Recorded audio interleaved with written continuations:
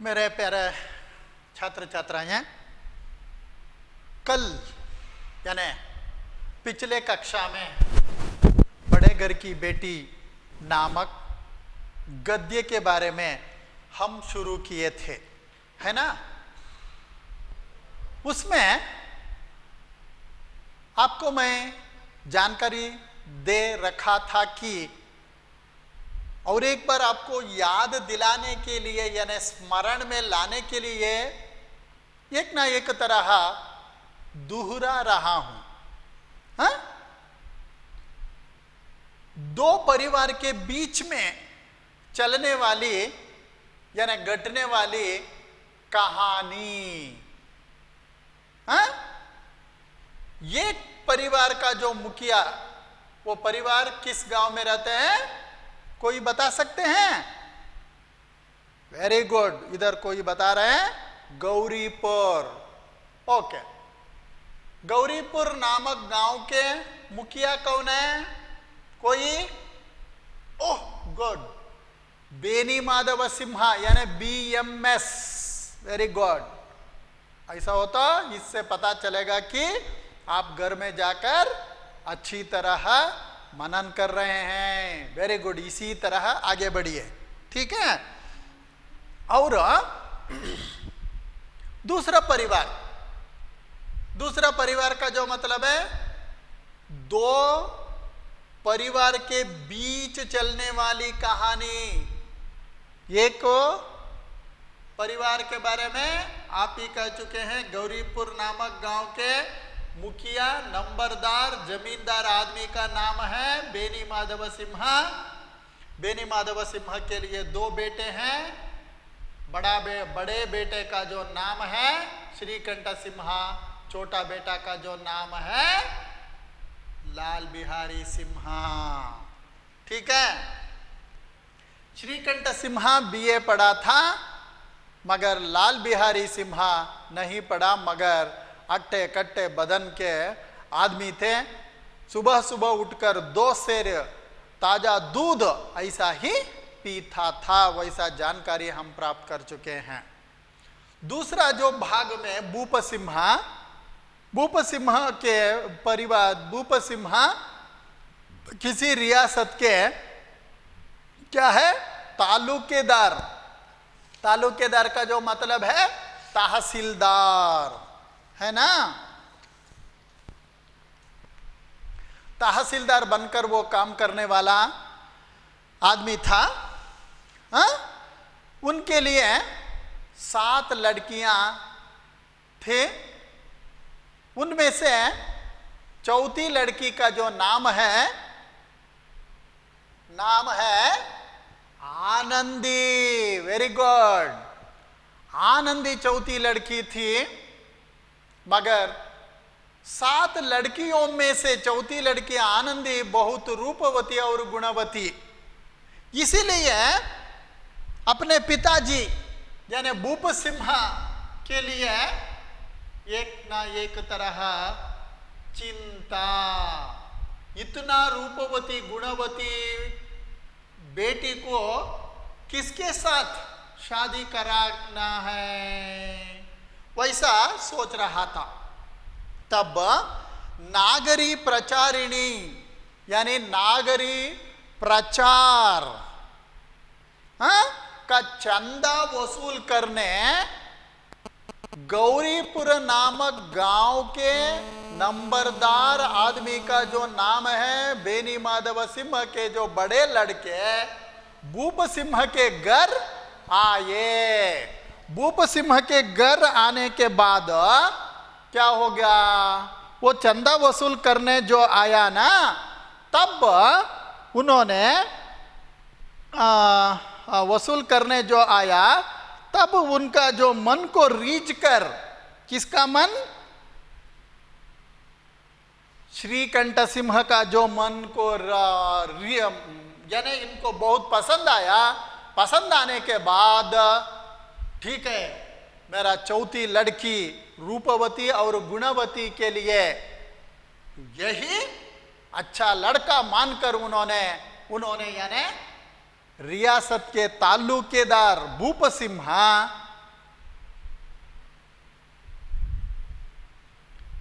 श्रीकंठ सिंह के साथ आनंदी को देकर शादी कराया, यानी ब्याह हो गया, है ना।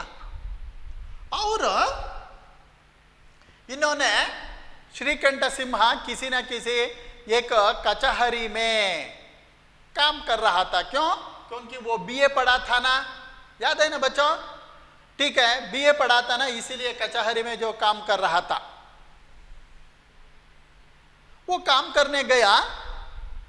दूसरे दिन ये यानी लाल बिहारी सिंह भावज यानी भाभी जी से कहा, मैं मार्केट से चिड़िया लाया हूं, वो चिड़िया को पकाकर मुझे खिलाओ, बहुत भूख लगे हैं। तब इन्होंने जो क्या करते हैं कि उसको घर में जो रहने वाले पाव भर का जो घी जो है ना, वो घी को डालकर उन्होंने बहुत स्वादिष्ट गर्मा गर्म पका के रखकर लाल बिहारी सिंह के जो निरीक्षण में थी, ठीक है, वो निरीक्षण में थी ना, तब उसी तरह लाल बिहारी सिंह आया, आकर खाने को बैठा। तब भावज यानी भाभी जी खाना परोसना शुरू की, मगर दाल में घी नहीं थे। इसलिए दाल में घी क्यों नहीं, वैसा कौन पूछा? लाल बिहारी सिंह। गुड। वो लाल बिहारी सिंह किसको पूछा? आनंदी को। अच्छी बात है, बहुत बढ़िया। हाँ, पूछने के बाद आनंदी कहा कि सारा घी मांस में डाल के मैं पकाया, बहुत कम थे ना, इसलिए दाल में बहुत कम है, वैसा बोला। इसलिए लाल बिहारी सिंह को बहुत गुस्सा आया। गुस्सा आने के बाद क्या किया उन्होंने? पादुका यानी कड़ाऊ किसके ऊपर फेंका? आनंदी के ऊपर फेंका गुस्से से। तब उन्होंने हाथ से यानी हाथ के जो उंगलियों से उसको रोकने से सिर को अगर घाव या चोट लगने वाले थे ना, उसको उंगलियों पर पड़ा, इसलिए उंगलियों में थोड़ा सा चोट लगे। तब उन्होंने उन दोनों के बीच में थोड़ा सा गुस्से से बातें होते हैं। बातें होने के बाद कैसा भी हो, घर में आनंदी के पति कौन है? श्रीकंठा नहीं थे, इसीलिए उन्होंने जो क्या किए थे, एक कहावत आए थे ना, सारी मुहावरे जो आए थे ना, क्या है? खून का घूंट पीकर रह गई, मतलब है मेरा पति नहीं है, पति आने दो, आने के बाद इसके साथ बात करेंगे मानकर उन्होंने चैन से रह गई। कहाँ? अपने कोठरी में। ठीक है बच्चे, यहाँ तक आपको मैं पिछले कक्षा में जानकारी दे रखा हूँ, है ना? याद है ना बच्चों सबको? अच्छा है ना? Very good. हाँ, इसी तरह याद रखने का जो प्रयास कीजिए। आज भाग तीसरा और चौथा भाग के अंतर्गत रहने वाला विचार, यानी अब तक मैं जो बताया ना, हाइलाइट्स यानी संक्षिप्त सारांश आपको दे चुका हूं ना, उसके आगे क्या है उसके बारे में अधिक से अधिक जानकारी प्राप्त करेंगे। ठीक है बच्चों, देखिए किताब। हाँ, तीसरा भाग पहले। श्रीकंठ सिंह शनिवार को घर आया करते थे, यानी तीसरा भाग का पहला वाक्य से ही हमें पता चलता है कि श्रीकंठ सिंह शनिवार घर आया करते थे, बाकी दिन वो दफ्तर में काम करने जाता था या उधर ही रहता था। बृहस्पति को यह घटना हुई थी। 2 दिन तक आनंदी कोप भवन में रही। बृहस्पति को, थर्सडे यानी गुरुवार, हाँ, फ्राइडे और सैटरडे नाइट तक उन्होंने ऐसा ही मन में ही सोच रही थी। ना कुछ खाया ना पिया, उनकी बाट देखती रही। उनकी बाट, उनकी यानी इनके पति महाशय। पति कौन है? श्रीकंठ सिम्हा। Very good, Shrikanth Simha. बाट यानी राह ಅಂದ್ರೆ ಅವನು ಬರುವ ದಾರಿಯನ್ನ ಎದುರು ನೋಡ್ತಾ ಇದ್ದರು। अंत में शनिवार को वह नियमानुकूल संध्या समय पर आए और बाहर बैठकर कुछ इधर उधर की बातें, कुछ देश काल संबंधी समाचार तथा कुछ नए मुकदमों आदि की चर्चा करने लगे।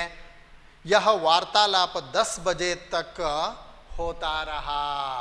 देखिए, वो घर आने के बाद भी, हाँ, उन्होंने घर के अंदर जाने को उनके गांव के लोग नहीं छोड़ा।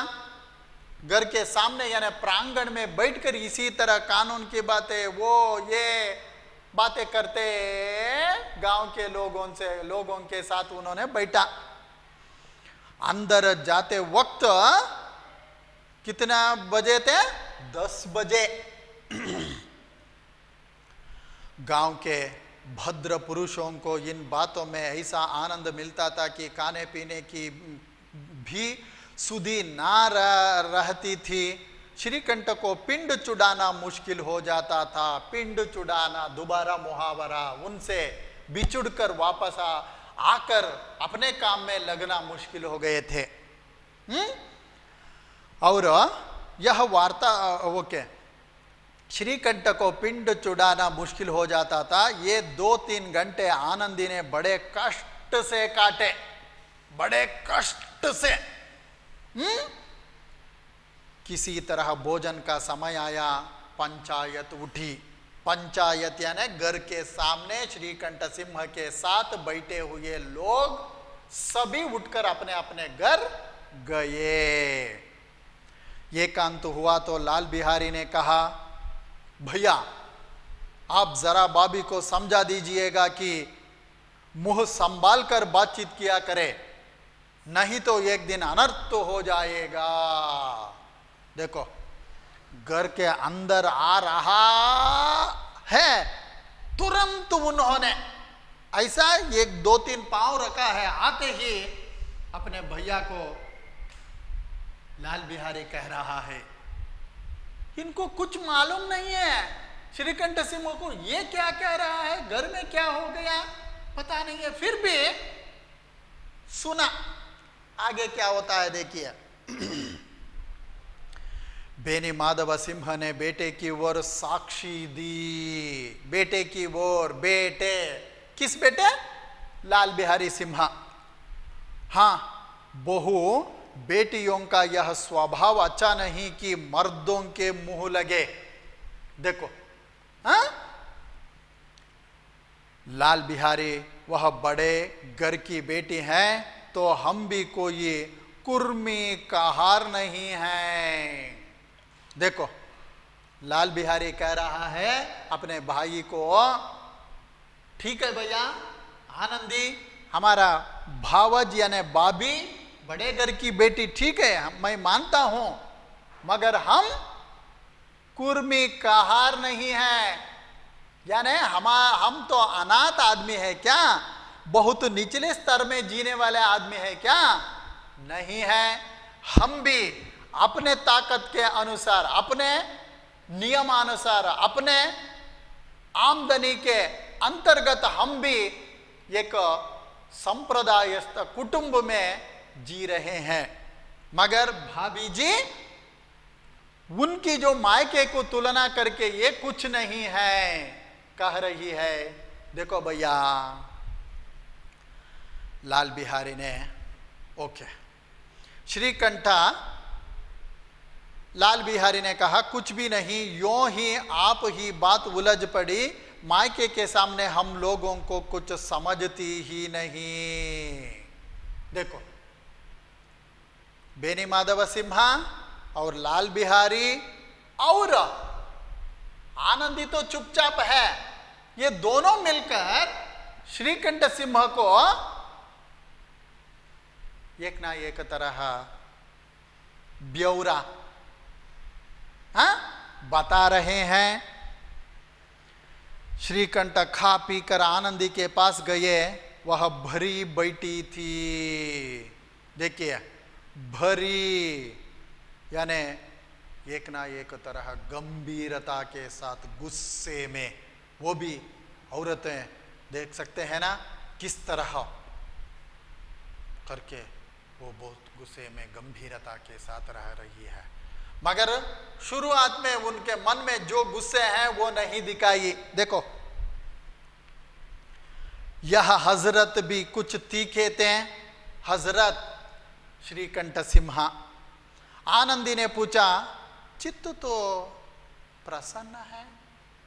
देखो, पहले इतने आनंदी के मन में इतने गुस्सा तो है, फिर भी अपने पति महाशय को, जी आपका चित्त प्रसन्न है ना, यानी शांत है ना,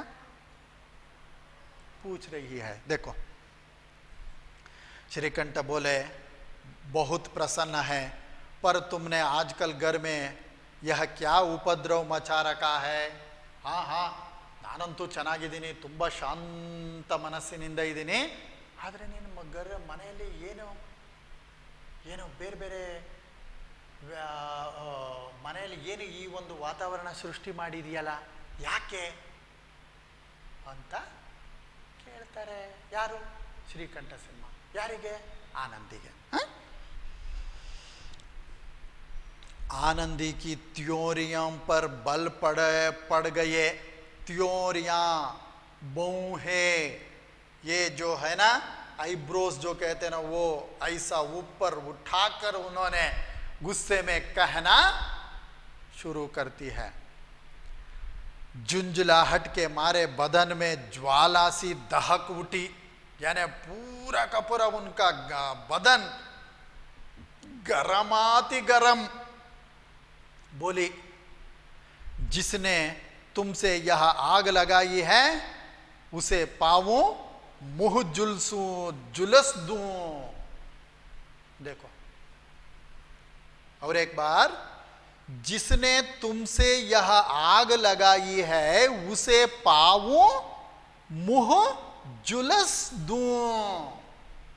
उन्होंने जो क्या कहा था, लाल बिहारी सिम्हा, तुम्हारा जो जीभ को खींच कर डालूं, वैसा उन्होंने जो कहा था ना, उसी तरह इनको भी बहुत गुस्से में, यानी जुलस दूं, यानी सूख कर काला पड़ना, उस तरह मैं करने वाली हूं। श्रीकंठ इतनी गर्म क्यों होती है? हाँ, श्रीकंठ कह रहा है, यानी आनंदी के लिए जवाब दे रहा है कि इतनी गर्म क्यों होती हो, बात तो कहो, मुझे तो पता नहीं है, तुम कुछ कह रहे हैं, वो कुछ कह रहे हैं, मेरे बाप यानी बेनी माधव सिम्हा यानी बीएमएस कुछ कह रहे हैं, मैं किसका सही है समझना चाहिए। मां, जरा हकीकत क्या है, सच बात क्या है, जरा वो मां। आनंदी, क्या कहूं, यह मेरे भाग्य का फेर है, तकदीर, स्टार हणे बरहा, नहीं तो गंवार छोकरा जिसको चपरासगिरी करने का भी शऊर नहीं। हाँ, शऊर यानी तरीका, हाँ, या ढंग, मुझे खड़ाऊ से मारकर यो ना अकड़ता। देखो, इस तरह अगर चपरासगिरी करने का भी शऊर यानी रिवाज, ढंग ना रहने वाला तुम्हारा छोटा भाई क्या किया पता है? खड़ाऊ से मार रहा था, यानी मार चुका है। बेनी माधव सिम्हा कुछ ओके। यो ना अखड़ता श्रीकंठा, सब हाल साफ साफ कहो तो मालूम हो, मुझे तो कुछ पता नहीं। ठीक है आनंदी, कुछ भी हो, किसका भी गलती क्यों ना हो, बाद में तय करेंगे, पहले साफ साफ बताओ। हाँ ठीक ठाक बताओ क्या हो गया। आनंदी, परसों तुम्हारे लाडले बाई ने मुझसे मांस पकाने को कहा, घी हांडी में पांव भर से अधिक ना था, वह सब मैंने मांस में डाल दिया। जब खाने बैठा तो कहने लगा, दाल में घी क्यों नहीं है। बस इसी पर मेरे मायके को बुरा भला कहने लगा, मुझसे ना रहा गया। मैंने कहा कि वहाँ इतना घी तो नाई कहार खा जाते हैं और किसी को जान भी नहीं पड़ता। बस इतनी सी बात पर इस अन्यायी ने मुझ पर खड़ाऊ फेंक मारी। यही हाथ से ना रोक लूं। देखो और एक बार, यही नहीं है, यदि यही हाथ से ना रोक लूं तो सिर फट जाए। उसी से पूछो मैंने जो कुछ कहा है वह सच है या झूठ। यह है साफ साफ बताने वाली कथा, यानी विचार या विषय। अगर मैं जो कह रहा हूं ना, कह रही हूं ना, ये सच है या गलत है या झूठ है, आपके छोटे भाई से ही पूछ लो। ये किसी आदमी क्यों ना हो, आदमी यानी पुरुष क्यों ना हो, पत्नी की जो बातों को सुनते ही वो गलत है या सही है वो अलग बात है, वो गुस्से में आ जाते हैं। उसी तरह श्रीकंठ सिंह को अपनी पत्नी की जो बातों को सुनकर गुस्सा आ गया, तब उनको क्या हो गया देखो। श्रीकंठ की आंखें लाल हो गई गुस्से के वजह से। बोले, यहां तक हो गया इस चोकरे का यह साहस। देखो मेरे पत्नी के ऊपर खड़ाऊ फेंकने की रीति या रिवाज में मेरा छोटा भाई आ गया क्या? इतना ताकत कहां से आ गया? देखो आनंदी स्त्रियों के स्वभावानुसार रोने लगी। वो अपने पति महाशय जो है उनके सामने जो कहना था वो कहने के बाद वो क्या करने लगी, यहां पर आकर उन्होंने ऐसा रोने लगी, क्योंकि आंसू उनकी पलकों पर रहते हैं। श्रीकंठ बड़े धैर्यवान और शांत पुरुष थे। उन्हें कदाचित ही कभी क्रोध आता था। इसका मतलब है कभी भी गुस्से करने वाला आदमी नहीं था। स्त्रियों के आंसू पुरुष की क्रोधाग्नि भड़काने में तेल का काम देते हैं। देखो यानी और बढ़ाते हैं। तेल का काम का मतलब है गुस्सा यानी क्रोधाग्नि को भड़काते हैं। भड़काना यानी ज्यादा करना। रात भर करवटे बदलते रहे। करवटे का जो मतलब है, रात उन्होंने सोया ना, इस राइट साइड और लेफ्ट साइड जो उन्होंने जो सो रहे थे ना, रात भर उन्होंने नींद नहीं किया। ऐसा ही करवटे बदल कर, यानी इस साइड में 1 घंटा सोएगा और उस साइड में 1 घंटा सोएगा। सोकर कैसा भी हो रात को उन्होंने पार किया। पार करने के बाद सुबह क्या करना वाला है देखो।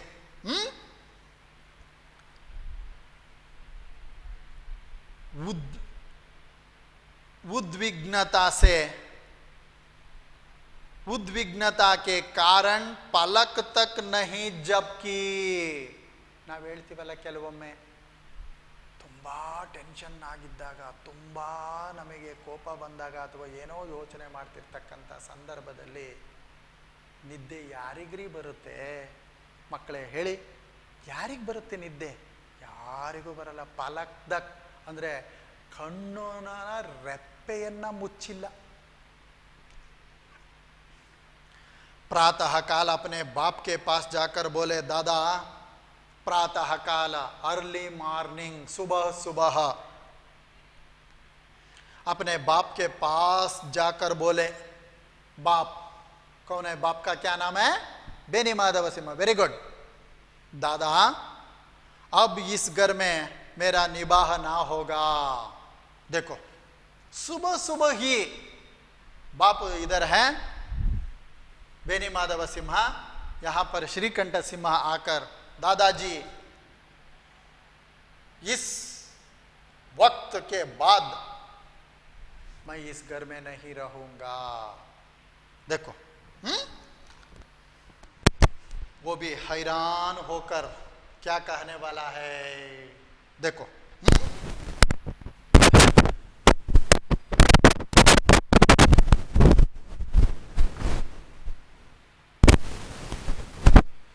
इस तरह की विद्रोहपूर्ण बातें कहने पर श्रीकंठ ने कितनी ही बार अपने कई मित्रों को आड़े हाथों लिया था, परंतु दुर्भाग्य आज उन्हें स्वयं वे ही बातें अपने मुंह से कहनी पड़ी. दूसरों को उपदेश देना भी कितना सहज है.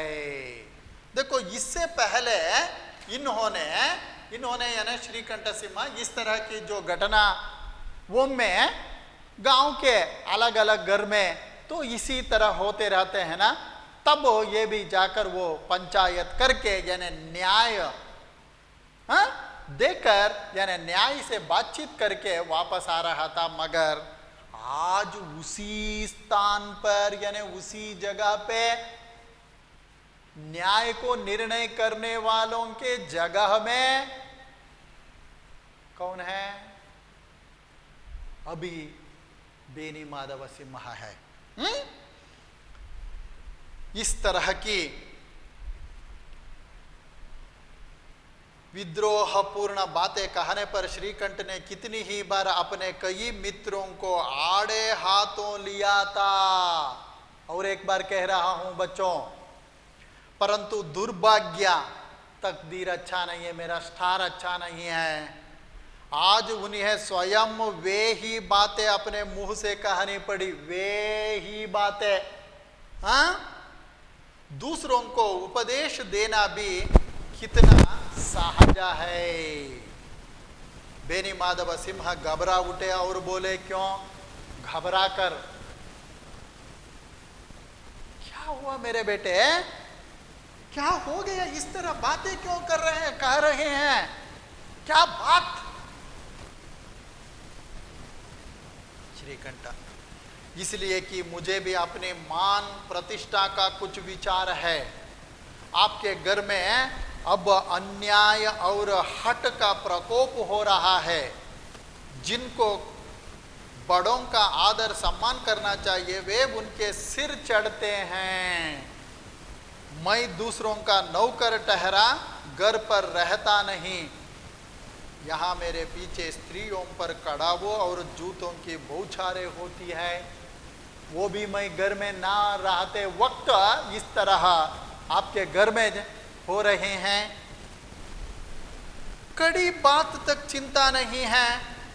कोई एक की दो कह ले वहां तक मैं सह सकता हूं, किंतु यह कदापि नहीं हो सकता कि मेरे ऊपर लात घूसे पड़े और मैं दम ना मारूं. देखो उल्टा सीधा दो तीन बातें कहिए, मैं मानता हूं या सुनने को तैयार हूं, मगर मेरे पत्नी के ऊपर इसी तरह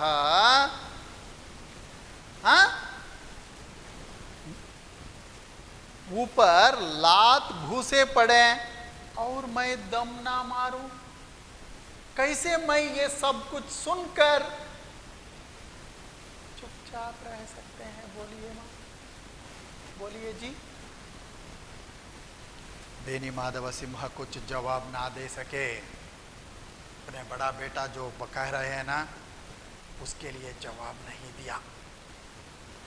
श्रीकंठ सदैव उनका आदर करते थे। बड़ा बेटा है ना, इसलिए बाप भी उसको आदर सम्मान। हाँ? उसके ऐसे तेवर देखकर बूढ़ा ठाकुर अवाक रह गया। तेवर क्रोधपूर्ण, देखिए तेवर, हाँ?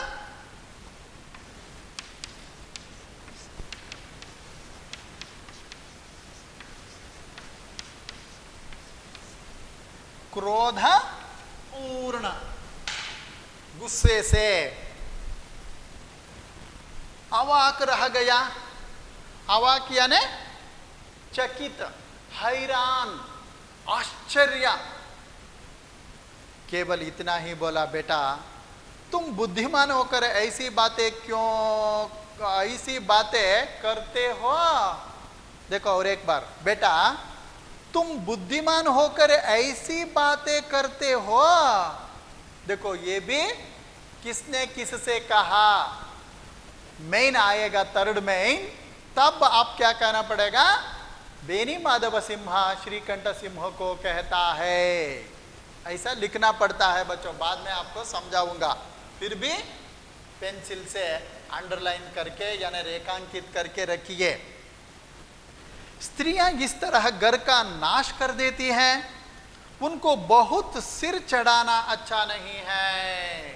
देखो इस तरह बेनी माधव सिंह भी अपना बड़ा बेटा को कह रहा है।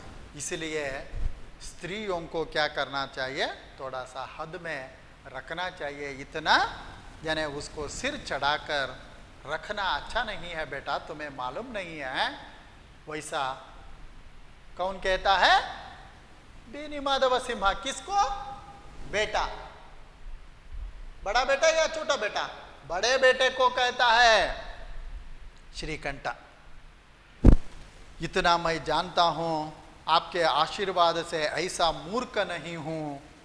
आप स्वयं जानते हैं कि मेरे ही समझाने बुझाने से यह या इस गांव में कई घर संभल गए, कई घर संभल गए। पर जिस स्त्री की मान प्रतिष्ठा का ईश्वर के दरबार में उत्तरदाता हूं, उत्तरदाता जिम्मेदारी के साथ किसी भी समस्या अगर आए तो उसको हल करने की भाग्य मेरे ऊपर है। उसके प्रति ऐसा घोर अन्याय और पशुवत व्यवहार मुझे असह्य है। आप सच मानिए, मेरे लिए यही कुछ कम नहीं है कि लाल बिहारी को कुछ दंड नहीं देता। देखो इसलिए बहुत मुझे दुख हो रहा है। मैं ये दुख की वजह से इस घर में मैं नहीं रह सकता। अब बेनी माधव सिंह भी गरमाए। अभी बेटे के जो बात को सुनते थे ना, सुनने के बाद वो भी गरमाए, थोड़ा सा गुस्से से कहे, क्या ऐसी बातें और ना सुन सके? बोले लाल बिहारी तुम्हारा भाई है, उससे जब कभी भूल चूक हो उसके कान पकड़ो। लेकिन अगर बेनी माधव सिंह कह रहा है तुम्हारा छोटा भाई है ना, उनका कान पकड़ के 2 लात मारो, कोई बात नहीं है, मगर तुम्हारा मुंह में घर छोड़ने की बात नहीं, दोबारा नहीं आना चाहिए। श्रीकंठा, लाल बिहारी को मैं अब अपना भाई नहीं समझता। देखो इतने वो भी स्त्रियों की बातें सुनकर श्रीकंठ सिंह क्या कहने वाला है, वो मेरा भाई नहीं समझता, मैं समझना नहीं चाहता हूं, मेरा मन नहीं है। बेनी माधव सिंह, स्त्री के पीछे? अरे तुम श्रीकंठा, तुम तुम्हारे पत्नी के पीछे यानी स्त्रियों के पीछे? क्या बात है। श्रीकंठा, जी नहीं, उनकी क्रूरता और अविवेक के कारण नहीं पिताजी, मैं मेरे छोटे भाई के क्या है, क्रूरता और अविवेक के कारण, क्रूरता और अविवेक के कारण मैं इस तरह बातें कर रहा हूं। दोनों कुछ देर चुप रहे। ठाकुर साहब लड़के का क्रोध शांत करना चाहते थे, लेकिन यह नहीं स्वीकार करना चाहते थे कि लाल बिहारी ने कोई अनुचित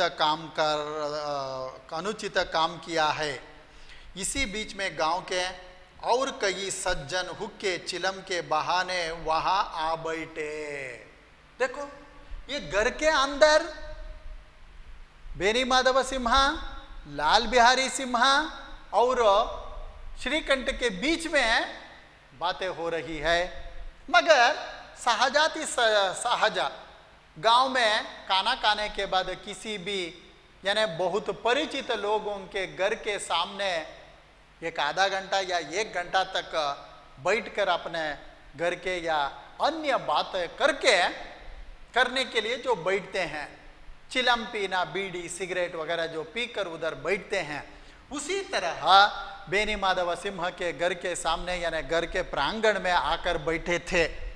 मगर बेनी माधव सोचा कि हमारा घर की जो बातें हैं वो भी सुन सकते हैं, सुन लेंगे, इसीलिए मैं क्या करना,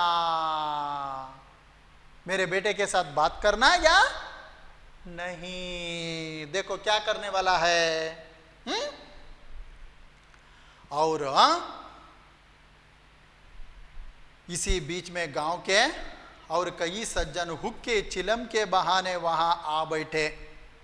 कई स्त्रियों ने जब यह सुना कि श्रीकंठ पत्नी के पीछे पिता से लड़ने को तैयार हैं, ऐसा बातें गांव के लोग सुने तो अच्छा रहेगा बेटे, नहीं है।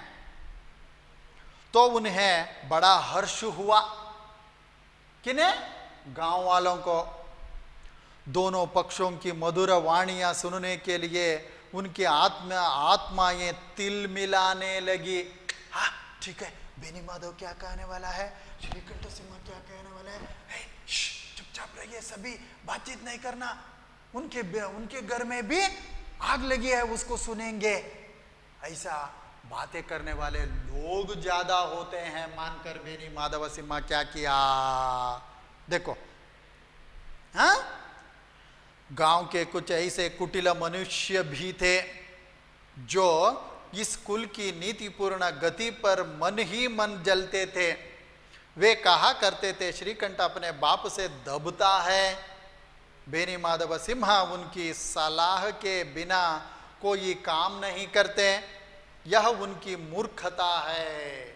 ऐसा गांव में रहने वाले वो भी उनके घर के सामने आकर बैठे हुए चिलम पीने या बातचीत करने के लिए आकर बैठे हैं ना, वो लोग बातचीत करने वाले हैं। इसीलिए हाँ, वो कहते हैं, वे कहा करते थे श्रीकंठ अपने बाप से दबता है, बाप से, इसलिए वह दब्बू है। दब्बू यानी डरपोक। उसने विद्या पढ़ी, इसलिए वह किताबों का कीड़ा है। कीड़े मकोड़े जो कहते हैं ना, पुस्तक दा हुड़ू। बेनी माधव सिंह उनकी सलाह के बिना कोई काम नहीं करते, यह उनकी मूर्खता है। कोई भी हो, अपने घर में जो रहने वाले बड़े बेटा का जो बात, बाप हो या माँ, जरा सुनते हैं, क्योंकि वो भी घर का उत्तराधिकारी बनने वाला है ना, इसीलिए। शायद आपके घर में भी होंगे ना बच्चों, छात्र छात्राएं, कोई इसमें नहीं, झूठ कह रहे हैं, किसी में होगा। हाँ ठीक है, कोई बात नहीं है। देखिए, बेनी माधव सिम्हा उनकी सलाह के बिना कोई काम नहीं करते, यह उनकी मूर्खता है। इन महानुभावों की शुभ कामनाएं आज पूरी होती दिखाई दी। कोई हुक्का पीने के बहाने और कोई लगान की रसीद दिखाने आकर बैठ गया। हाँ, बेनी माधव सिम्हा पुराने आदमी थे, इन भावों को ताड़ गए यानी समझ गए, जल्द से जल्द समझकर, यानी मादकता का जो रस को समझकर उन्होंने निश्चय किया, चाहे कुछ भी क्यों ना हो, इन द्रोहियों को ताली बजाने का अवसर ना दूंगा। देखो, ताली बजाने का अवसर ना देना है। देखो, हमारा घर के जो विचार दूसरे अगल बगल के जो घर में रहने वाले लोगों को पता चलने से, ओहो ये क्या करेगा, दूसरों के घर में आकर न्याय नीति का जो व्यवहार करने वाला आदमी के घर में ही इतने अन्याय है, वैसा बातचीत करते हैं ना, तब हमारे लिए मान सम्मान मर्यादा कोई देते हैं क्या? देते हैं? नहीं है। इसीलिए ये बात प्रांगण में रहने वाले लोगों को पता ना चलाना, ऐसा निर्णय कौन किया? बेनी माधव सिम्हा।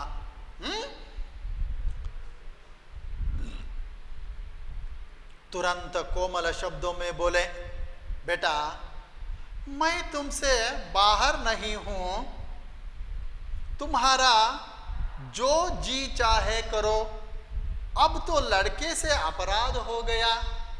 देखो, इस तरह बहुत शांत मन और कोमल, नर्मेला, सॉफ्ट एंड स्मूथ बातों से, तुम बड़े हैं, ये गलती तो हो गया है, इसके बाद आप क्या करने वाले हैं, तुम्हारे ऊपर निर्भर है। देखो बेटा, वैसा कौन कहता है? बेनी माधव सिम्हा। गुड। इलाहाबाद का अनुभव रहित झल्लाया हुआ ग्रेजुएट इस बात को ना समझ सका। अरे मेरे बाप इतना जल्दी कैसे बदल गए, क्यों बदल गए, ये समझ में नहीं आया। किसको? इलाहाबाद में, इलाहाबाद के दफ्तर में जो काम करने वाला आदमी कौन है? श्रीकंठ सिम्हा। उसे डिबेटिंग क्लब में अपनी बात पर अड़ने की आदत थी, इन हथकंडों की उसे क्या खबर। देखो, इसीलिए कहते हैं कि गांव में ज्यादा से ज्यादा पढ़े हुए लोगों को अकल नहीं है। गांव के बूढ़े आदमी या बुजुर्ग आदमी कहते हैं कि पढ़ा हुआ आदमी को अकल नहीं, कहते हैं ना। उसी तरह, उसी के मुताबिक श्रीकंठ सिम्हा को हो गया। बाप ने जिस मतलब से बात पलटी थी, वह उसकी समझ में ना आया। बोला, लाल बिहारी के साथ अब इस घर में नहीं रह सकता। देखो, ये बात यानी अपने बाप जो कहा था ना, वो बात को इन्होंने नहीं समझा, फिर भी इन्होंने कहा कि मैं इस घर में नहीं रह सकता हूं पिताजी। बेनी माधव, बेटा बुद्धिमान लोग मूर्खों की बात पर ध्यान नहीं देते। कितनी बढ़िया या अच्छी जो बात है। और एक बार दोहराता हूं बच्चा, देखिए बेटा, बुद्धिमान लोग मूर्खों की बात पर ध्यान नहीं देते। वह बेसमझ लड़का है, बेसमझ, कुछ पता नहीं है, जो अच्छा है जो बुरा है उसके बारे में सोचने को भी पता ना रहने वाला आदमी, या तुम्हारा छोटा भाई,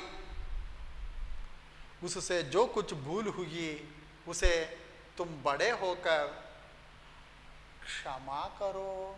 तुम्हारा छोटा भाई जो किया है ना, उस गलती के लिए मेरे तरफ से एक ना एक तरह विनती है, क्षमा करो।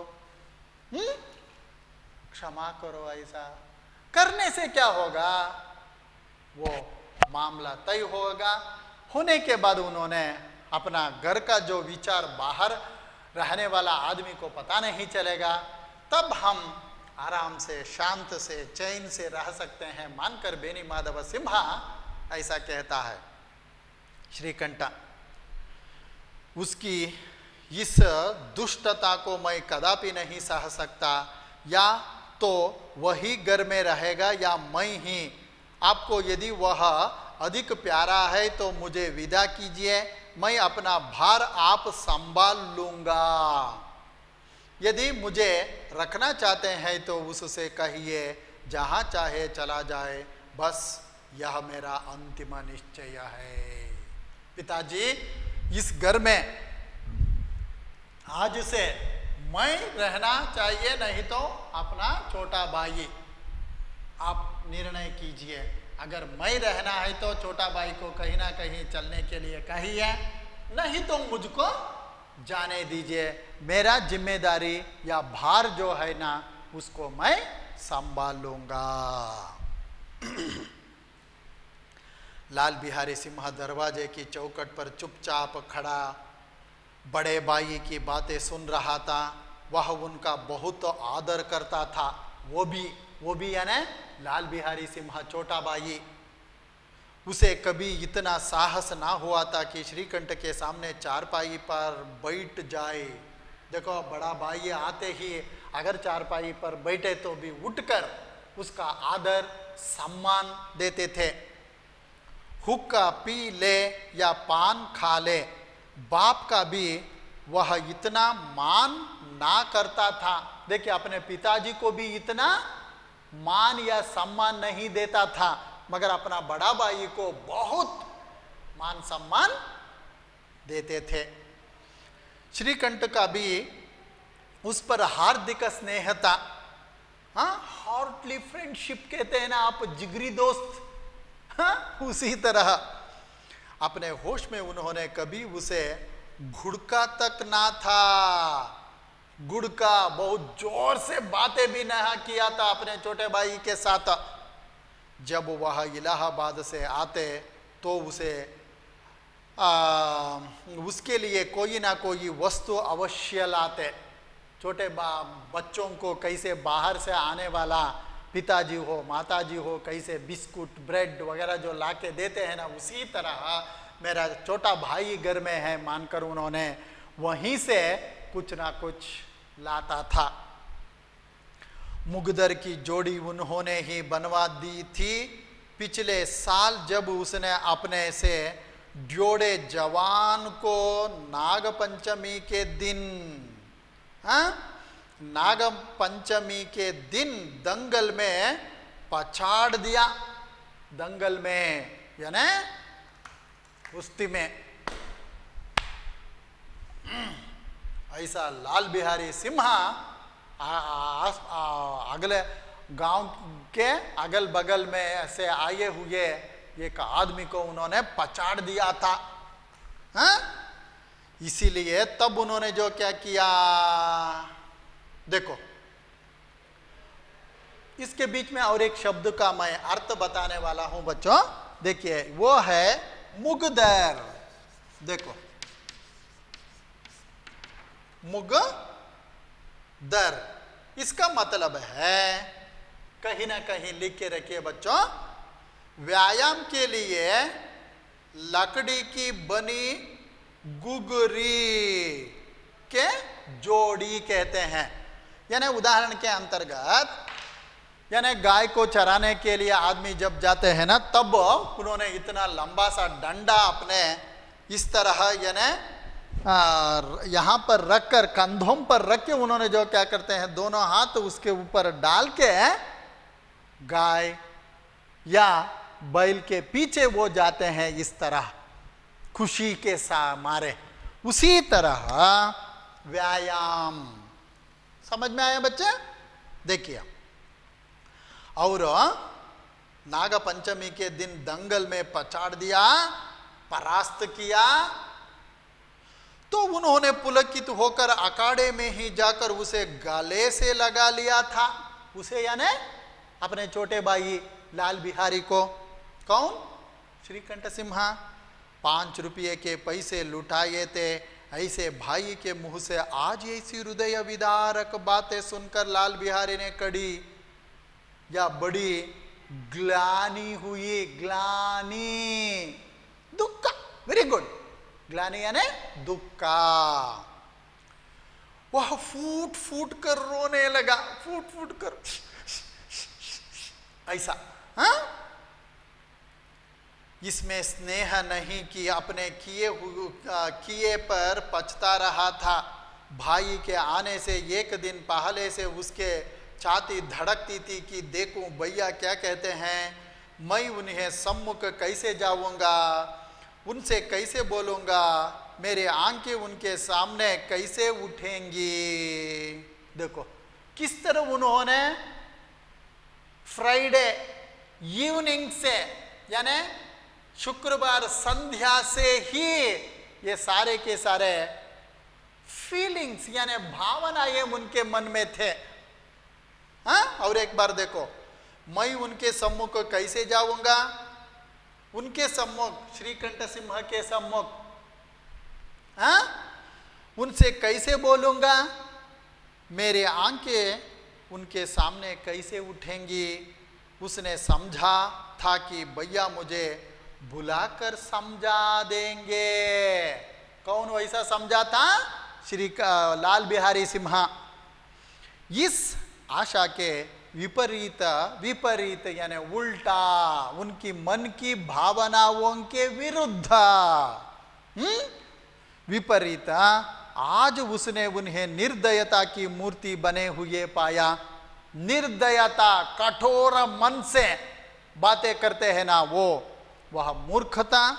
परंतु उसका मन कहता था कि भैया मेरे साथ अन्याय कर रहे हैं। यदि श्रीकंठ उसे अकेले को यानी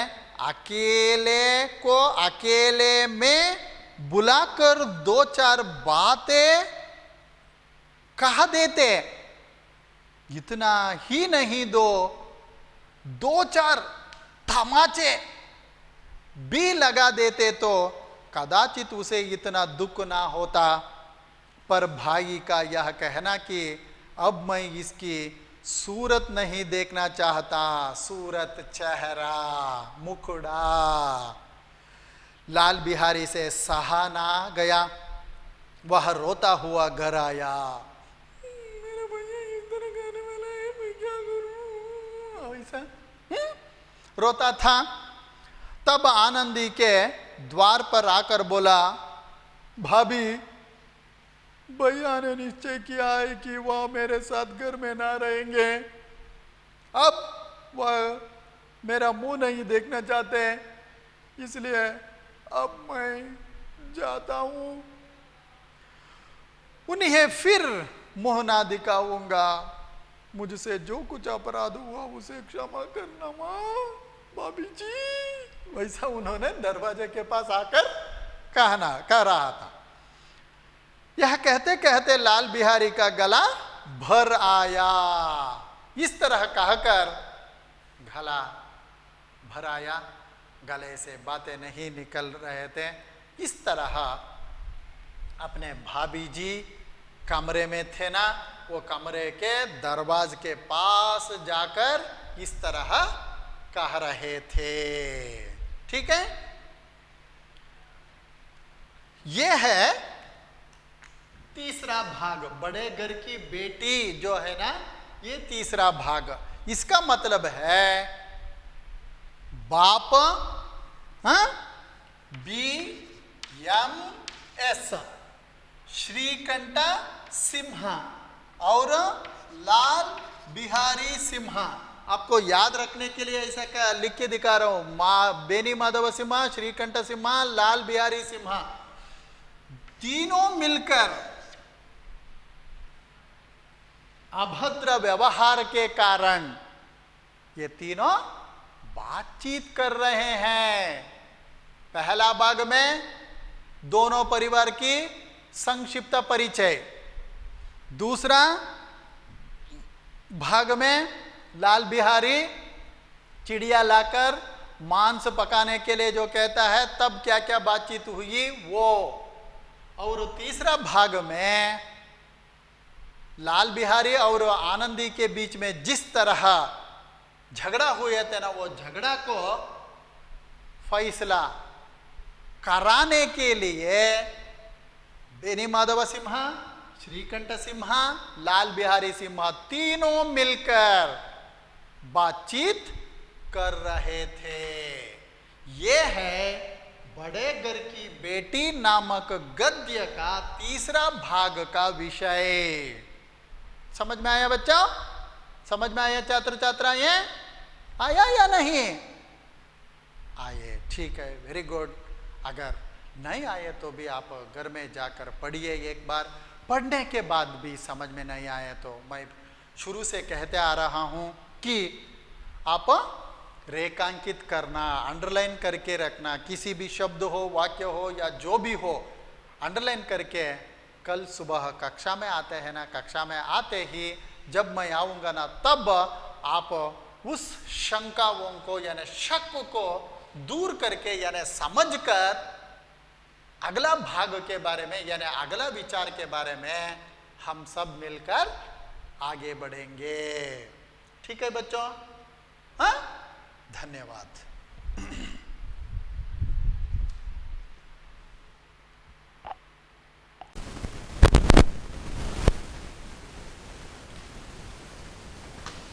ऐसा हम पहला, दूसरा और तीसरा भाग में, पहला भाग में मैं कहा था ना दोनों परिवारों का संक्षिप्त परिचय, और दूसरा भाग में भावज और अपना छोटा भाई यानी अपना यानी श्रीकंठ सिंह के छोटा भाई के बीच में चलने वाले घटना यानी विचार, और तीसरा जो भाग में बेनी माधव सिम्हा, श्रीकंठ सिम्हा और लाल बिहारी सिम्हा ये दोनों जो किए हुए जो अभद्र व्यवहार के बातचीत हो रहे थे। ठीक है, अभी चौथा भाग में देख लो।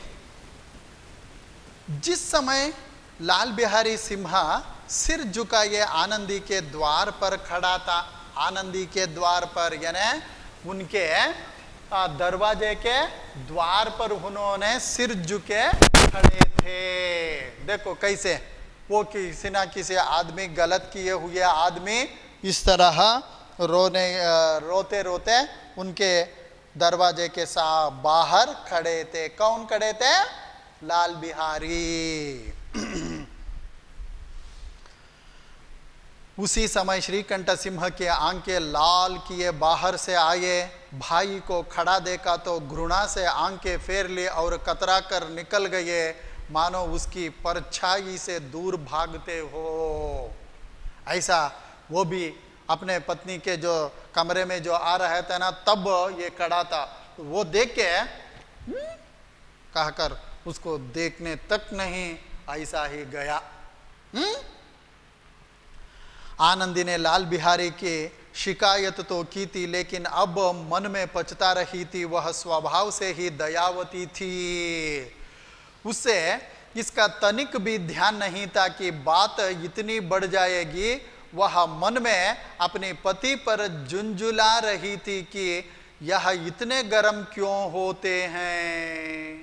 देखो बच्चों, देखिए लड़के बहुत होशियारी से रहिए।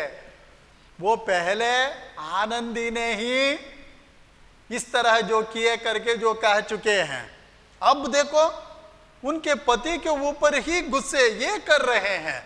और एक बार देखो ये वाक्य, वह मन में अपने पति पर झुंझला रही थी कि यह इतने गर्म क्यों होते? देखो, वो चुपचाप खेलते हुए बच्चे को रुलाना और खुश करना, एक ही आदमी जो करते हैं ना, उसी तरह हो गया आनंदी का जो काम। आनंदी ने उस पर यह भय भी लगा हुआ था कि कहीं मुझसे इलाहाबाद चलने को कहे तो कैसे क्या करूंगी। इस बीच में जब उसने लाल बिहारी को दरवाजे पर खड़े यह कहते सुना कि अब मैं जाता हूं, मुझसे जो कुछ अपराध हुआ क्षमा करना, तो उसका रहा सहा क्रोध भी पानी हो गया। पानी हो गया मतलब है कुछ नहीं है मन में गुस्सा। अभी किसके ऊपर गुस्सा? अपने पति के ऊपर, यानी श्रीकंठ सिंह के ऊपर गुस्सा।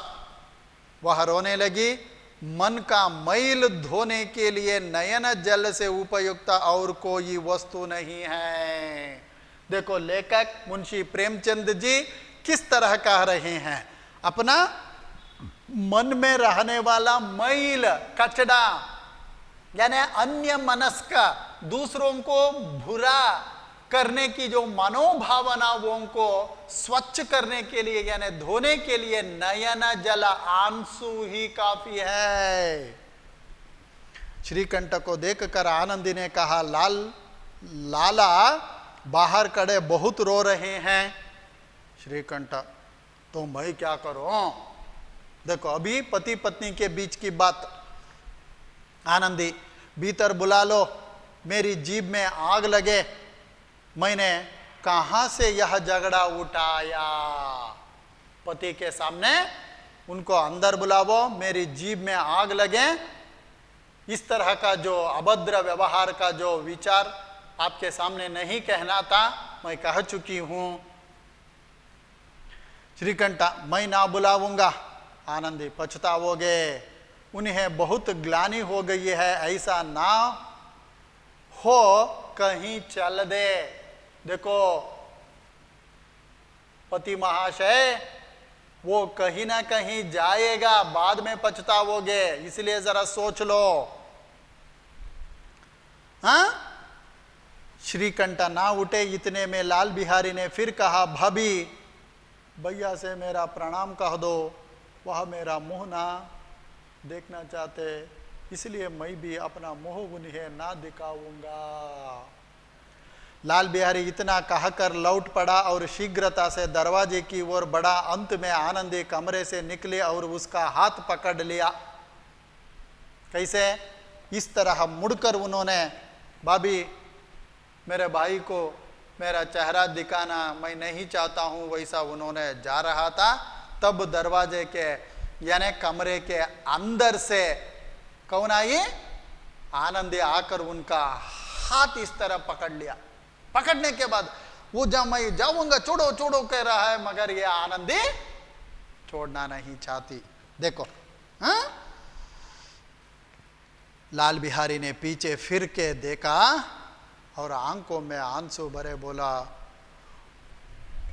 मुझे जाने दो, मैं जाने वाला हूं। आनंदी, कहां जाते हो? लाल बिहारी, जहां कोई मेरा मुंह ना देखे। आनंदी, मैं ना जाने दूंगी। लाल बिहारी, मैं तुम लोगों के साथ रहने योग्य नहीं हूं। आनंदी, तुम्हें मेरी सौगंध, अब एक पग भी आगे ना बढ़ाना। देखो कसम, प्रॉमिस कहते हैं ना, उसी तरह। लाल बिहारी, जब तक मुझे यह ना मालूम हो जाए कि भैया का मन मेरी तरफ से साफ हो गया, तब तक मैं इस घर में कदापि ना रहूंगा। इसका मतलब है श्रीकंठ सिंह कहना है कि मेरा मन में क्रोध नहीं है, तुम्हारे ऊपर जो कुछ भी बातें किया ना वो अभी नहीं है, वैसा उनके मुंह से मैं सुनना चाहता हूं। आनंदी, मैं ईश्वर को साक्षी देकर कहती हूं कि तुम्हारी ओर से मेरे मन में तनिक भी मैल नहीं है। आनंदी तो कह चुकी, मगर श्रीकंठ, अब श्रीकंठ का हृदय भी पिघला। पत्नी ही पत्नी का जो हृदय पिघलने के बाद पति का क्या है, कुछ नहीं रहेगा ना। उसी तरह उन्होंने बाहर आकर लाल बिहारी को गले से लगा लिया। दोनों भाई खूब फूट फूट कर रोए। देखो बाहर आकर उन्होंने ओ मेरे भाई ऐसा कहने लगे और रोने लगे। तब क्या होता है देखो, लाल बिहारी ने सिसकते हुए कहा, सिसकना, भैया अब कभी मत कहना कि तुम्हारा मुंह ना देखूंगा, इसके सिवा आप जो दंड देंगे मैं सहर्ष स्वीकार करूंगा। वैसा कौन कहता है? लाल बिहारी। श्रीकंठ ने कांपते हुए स्वर में कहा, लल्लू इन बातों को बिल्कुल भूल जाओ, ईश्वर चाहेगा तो फिर ऐसा अवसर ना आवेगा। भगवान दोबारा इस तरह का जो अवसर यानी मौका हमें नहीं देना चाहिए। बेनी माधव सिम्हा बाहर से आ रहे थे। दोनों भाइयों को गले मिलते देखकर आनंद से पुलकित हो गए। बाप के लिए यानी घर में जो रहने वाला बुजुर्ग लोगों के लिए यही इस दृश्य को देखना वो चाहते हैं। इस दृश्य की निरीक्षण में वो रहते थे ना, वही वो देख रहा था ना, इसलिए बोल उठे। देखकर आनंद से पुलकित हो गए। बोल उठे, बड़े घर की बेटियां ऐसी ही होती है, बिगड़ता हुआ काम बना लेती है। देखो अभी बेनी माधव सिम्हा, श्रीकंठ सिम्हा, लाल बिहारी सिम्हा के दो तीनों के मन में जो रहने वाला अन्य मनस्क यानी बुरे व्यवहार का जो मन को आनंदी के जो व्यवहार से दूर हो रहे हैं। इसलिए देखो और एक बार गले मिलते देखकर आनंद से पुलकित हो गए। बोल उठे कौन? बेनी माधव सिम्हा, बड़े घर की बेटियां ऐसी ही होती है, बिगड़ता हुआ काम बना लेती है। गांव में जिसने यह वृत्तांत सुना उसी ने इन शब्दों में आनंदी की उदारता को सहारा। बड़े घर की बेटियां ऐसी ही होती है। इस तरह घर में और बाहर रहने वाले लोग भी सराहना यानी प्रशंसनीय बातें बड़े घर की बेटी यानी आनंदी के आनंदी की जो सराहना हुई। इसी तरह बड़े घर की बेटी यानी उनके मन में यानी उसके घर में इस तरह छोटे मोटे बातें अगर हर एक घर में भी चलते रहते हैं, मगर उसको माफ करके उसको मन में ही रख कर आगे बढ़ाने का जो रीति रिवाज सिर्फ आनंदी के जैसे रहने वाले औरतों में ही हम देख सकते हैं। इसी तरह इसके साथ ही बड़े घर की बेटी नामक गद्य समाप्त। ठीक है बच्चों। इसी तरह एक शब्द या वाक्यांश का वाक्यांश या वाक्य में उत्तर लिखिए। ये सारे के सारे उदाहरण के अंतर्गत ठाकुर साहब के कितने बेटे हैं? 2 बेटे हैं। इस तरह 10 प्रश्न के लिए उत्तर लिखना पड़ता है। अंतिम प्रश्न यानी 10वां प्रश्न देखिए, बड़े घर की बेटी कहानी के लेखक कौन है? प्रेमचंद। ऐसा बहुत सरल उत्तर का जो प्रश्न है। दूसरा मेन है निम्नलिखित प्रश्नों के उत्तर लिखिए। 4-5 पंक्तियों में लिखने का। इसीलिए बाकी सब विषय के लिए रेडीमेड जो नोट्स देते हैं ना, उसी तरह हिंदी में नहीं देते हैं। इसलिए मार्केट में मिलने वाले दिग्दर्शन, हिंदी के जो दिग्दर्शन मिलते हैं उसको लेकर खरीद कर, या मैं जो कहता हूँ ना उसको भी मिलाकर आप नोट्स तैयार करना आपके जिम्मेदारी है। मगर जो भी शंका या शक है उसको मैं दूर कराऊंगा। तीसरा, किसने किससे कहे, मैं जो पाठ पढ़ाते समय जो कहा था ना वो है। ये 7 है, 7 को भी कौन किसको कहा। ये सिर्फ 2 शब्द, उदाहरण के अंतर्गत लाल बिहारी श्रीकंठ सिंह को, आनंदी लाल बिहारी को, बेनी माधव सिंह श्रीकंठ को, इस तरह संदर्भ स्पष्टीकरण कीजिए। संदर्भ आपको लिखना पता है, यानी पहला प्रसंग लिखना है। प्रसंग में बड़े घर की बेटी नामक गद्य से लिया गया है, इसका रचनाकार है प्रेमचंद।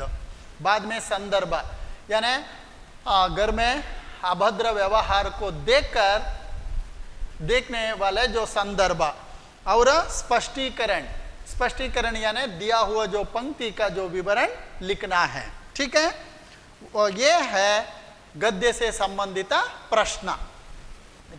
पांचवा जो मेन है, वाक्य शुद्ध कीजिए। छोटा मोटा उदाहरण के अंतर्गत, उनकी पितामह किसी समय बड़े धन धान्य संपन्न थे, उनकी के बदले उनके लिखना, बस इतना ही। छोटे छोटे 4 वाक्य है, उसको लिखना शुरू कीजिए, प्रयास कीजिए। अगर गलत हो तो मैं बता दूंगा। छठा है, कोष्टक में दिए गए उचित शब्दों से रिक्त स्थान भरिए। उधर ही उत्तर है, उधर ही प्रश्न है, वो प्रश्न का सही उत्तर कौन सा है उसको देखकर लिखना है। ठीक है, उदाहरण के अंतर्गत, इस दरवाजे पर डैश झूमता था, हाथी, उधर ही है। उसी तरह अन्य लिंग रूप, ये तो आप सबको पता है, पुरुष पुल्लिंग में रहने वाला स्त्रीलिंग, स्त्रीलिंग में रहने वाला पुल्लिंग, और अंत में वचन, एक वचन में रहने वाला बहुवचन, बहुवचन में रहने वाले एक वचन में लिखना है। ठीक है बच्चों, इसी के अंतर्गत ये बड़े घर की बेटी नामक गद्य समाप्त। अगर इससे संबंधित किसी भी तरह का शक हो तो दोबारा यानी अगले कक्षा में आपको दूर करके दूसरा गद्य हो या पद्य को हम शुरू करेंगे। धन्यवाद।